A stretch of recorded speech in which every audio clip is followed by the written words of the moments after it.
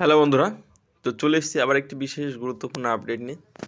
তো ডাব্লিউবিপি এবং কেপি 2024-এ যে হিউজ ভ্যাকান্সি আসতে চলেছে, তো সেখানে বয়স কত থাকবে? তো ভ্যাকান্সি তোমরা থাম্বনেলে যেটা দেখছো, হ্যাঁ ঠিকই দেখেছো, এরকমই থাকবে।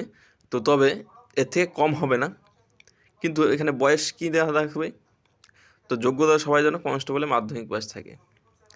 তাহলে অন্যান্য আর কি সুবিধা পাবে? যারা কাস্টে আছে বা জেনারেল আছে তাদের কি সুবিধা নেই? সাথে কবে ভ্যাকান্সি আসবে, কবে থেকে ফর্ম ফিল আপ শুরু হবে, আর সাথে আরও অন্যান্য যে সমস্ত তথ্যগুলি থাকে, যেমন ভ্যাকান্সির পরীক্ষা কবে হবে, কতদিন বাদে হতে পারে। তো এই সমস্ত কোশ্চেন সবার মনে এখন ঘোরফির করছে। যখনই তোমরা আপডেটগুলি দেখছো তখনই তোমাদের মনে হচ্ছে যে তাহলে ভ্যাকান্সির ফর্ম ফিল আপ কবে শুরু হবে, কবে পরীক্ষা হবে, কবে মাঠ হবে। তো তার জন্য বলছি বন্ধুরা, সমস্ত তোমাদের যা কোশ্চেন, তোমাদের যা ডাউট, তো তোমরা এই ভিডিও দেখলে আশা করি কিছুটা হলেও ক্লিয়ার হতে পারবে, অন্যান্য ভিডিও দেখার প্রয়োজন হবে না। তো তার জন্য বলবো বন্ধুরা, ভিডিওটা অবশ্যই সবাই সম্পূর্ণটা দেখো। তো দেখার পরে যদি আবার কোনো জিজ্ঞাসা থাকে তা অবশ্যই কমেন্টে জানিও, যতটা পারি হেল্প করে দেবো।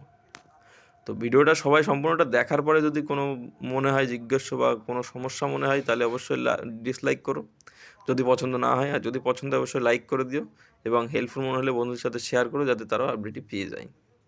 কেননা এরকম গুরুত্বপূর্ণ আপডেট যাতে তারা যে পাবে তারই আর কি উপকার হবে। তো ভিডিও যদি চ্যানেলে নতুন হয়ে থাকে অবশ্যই চ্যানেলটি সাবস্ক্রাইব করে বেল আইকন অন করে রেখো এরকম আপডেট পাওয়ার জন্য। তো আমি তোমাদেরকে বলতে চাচ্ছি একটা কথাই, যে পিআরবি যে সমস্ত ভ্যাকান্সিগুলি পাবলিশ করছে সেগুলি ম্যাক্সিমাম 1 থেকে 1.5 বছরের মধ্যে তাদের রিক্রুটমেন্ট প্রসেস কমপ্লিট করছে। তো এখন তোমাদের মনে কোশ্চেন আসছে, তাহলে 24-এ যে ভ্যাকান্সি পাবলিশ হবে সেটাও কি তাহলে 1 থেকে 1.5 বছরের মধ্যে তারা প্রসেসিং কমপ্লিট করবে? হ্যাঁ বন্ধুরা, পিআরবি যথেষ্ট আর কি তাদের অ্যাকুরেসির সাথে কাজ করে এবং স্পিডে কাজ করে। তো সেখানে তোমরা বুঝতে পারছো, তো পিআরবি আর কি যে বোর্ড, সেখানে রিক্রুটমেন্ট চলতেই থাকে সারা বছর। তো সেখানে তোমাদের যখনই আর কি পাবলিশড হবে সাথে সাথে তোমাদের বেশ কিছু দিনের মধ্যে তারা সমস্ত প্রসেসিং চালু করে দেবে। তো আর সাথে তোমাদের যে বয়স বা এজ নিয়ে তোমাদের যে সমস্যা, তো সেখানে সমস্যার কোনো কারণ নেই, কারণ যেহেতু 24-এ আর কি রিক্রুটমেন্ট পাবলিশড হবে, নোটিফিকেশন বেরোবে, তো সেক্ষেত্রে 1/1/2024 অনুযায়ী বয়স নেওয়ার সম্ভাবনাই বেশি, যদি সেটা আর কি তোমাদের বছরের মাঝামাঝি যে না হয়।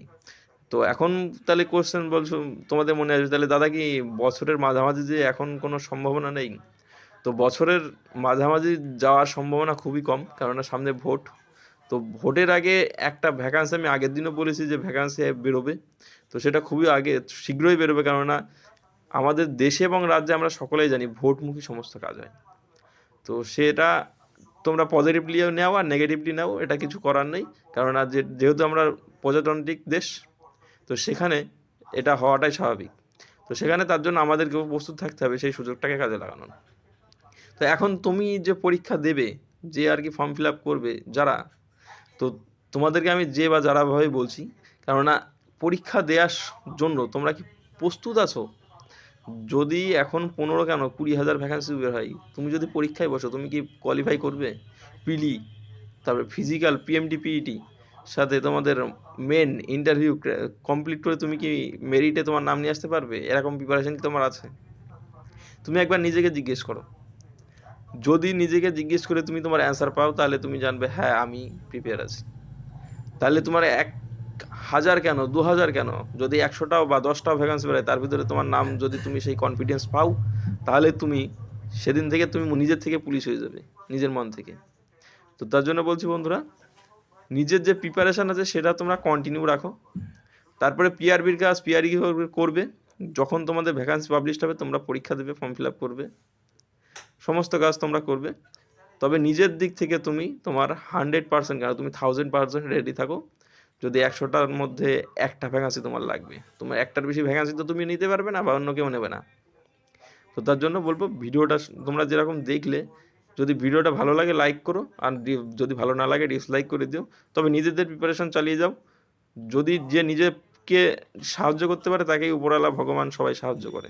তো নিজেকে প্রিপেয়ার করো, তাহলে তুমি অবশ্যই সাকসেস পাবে।